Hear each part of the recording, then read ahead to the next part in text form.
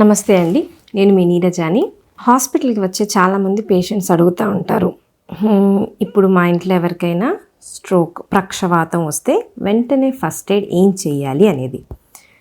దీనికి మనకి 3 థింగ్స్ చాలా ఇంపార్టెంట్ అండి. 3 ముఖ్య విషయాలు మనకు తెలిసి ఉండాలి. మొదటిది ఏంటి అంటే, పక్షవాతం వచ్చిన తర్వాత ప్రతి సెకండు, ప్రతి నిమిషము చాలా విలువైనది. ఒక్కొక్క నిమిషానికి ఎన్నో లక్షల నరాలు చనిపోతూ ఉంటాయన్నమాట. కాబట్టి మనం వాటిని చనిపోకుండా ఆపటానికి ఎంత త్వరగా ట్రీట్మెంట్ స్టార్ట్ చేస్తే అంత మంచిది. సో టైం ఈజ్ బ్రెయిన్ అంటాం అన్నమాట. అంటే టైం చాలా చాలా విలువైనది. ఫస్ట్ 4.5 అవర్స్ బంగారు గడియలు అనమాట. ఈ 4.5 అవర్స్ చాలా చాలా క్రిటికల్. సో మొదటిది మనకు తెలుసుకోవాల్సింది ఏంటంటే, మనం టైం ఎక్కడా వేస్ట్ చేయకూడదు. పేషెంట్ని ఎంత తొందరగా, అర్ధరాత్రి అయినా సరే, 2 అయినా 3 అయినా సరే, మనం రెడీగా ఉండాలి వెంటనే హాస్పిటల్కి వెళ్ళిపోవటానికి అన్నట్టు. రెండోది ఇంపార్టెంట్ థింగ్ ఏంటి అంటే, మనకి రిఫ్లెక్స్గా, అంటే ఎవరైనా పడిపోగానే మనం ఫస్ట్ ఏం చేస్తాం, ఏదైనా తినిపించాలి, తాగిపించాలి అనుకుంటాం అన్నమాట. ఇది చాలా చాలా తప్పు. నరాల రోగాలు ఉన్న వాళ్ళలో చాలామందికి, పక్షవాతమే కాకుండా వేరే రోగాల్లో కూడా మింగడం అనేది ఇబ్బందిగా ఉండిద్ది. సో ఒక సైడ్ వీక్నెస్ వచ్చింది అంటే గొంతులో కూడా వీక్నెస్ ఉండిద్ది.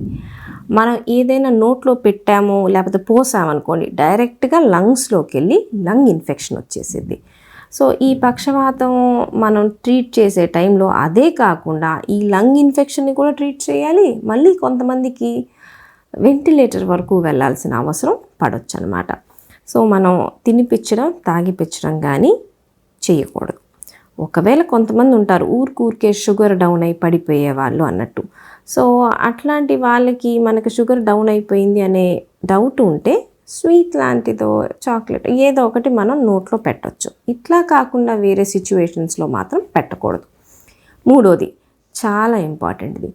సో అందరూ చెప్తారు, స్ట్రోక్ పేషెంట్స్ హాస్పిటల్కి వచ్చినప్పుడు, అప్పుడు బీపీ మాకు 200 వచ్చింది, సో వెంటనే మేము బీపీ బిళ్ళలు వేసాము, లేకపోతే బీపీ ఇంజెక్షన్ చేయించాము అనేది.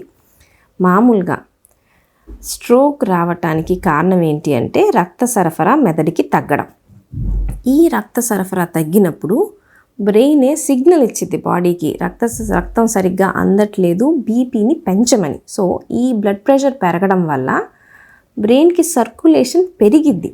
సో బాడీ ప్రొటెక్ట్ చేసుకుంటుంది పక్షవాతం నుంచి బీపీని పెంచి. సో బీపీ పెరగడం వల్ల స్ట్రోక్ రాలేదు, స్ట్రోక్ రావడం వల్ల బీపీ పెరగడం స్టార్ట్ అయింది. సో మనం స్ట్రోక్ని ట్రీట్ చేయాలి కానీ బీపీని హఠాత్తుగా తగ్గించకూడదు. ఇప్పుడు 200 ఉన్న బీపీని హఠాత్తుగా 120కి తీసుకొచ్చామనుకోండి, ఇంకొంచెం పెరిగిద్ది పక్షవాతం.